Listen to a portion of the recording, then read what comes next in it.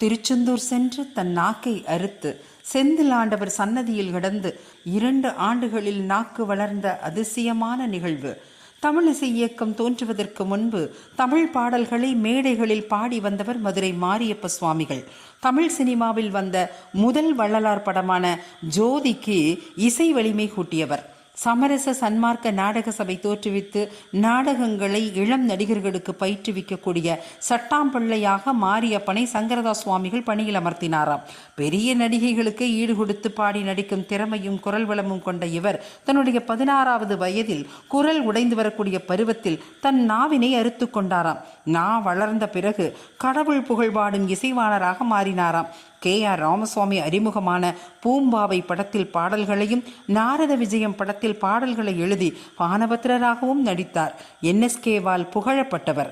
SG கிட்டப்பாவிற்கு இசை பயிற்றுவித்த குருவும் இவர்தான்.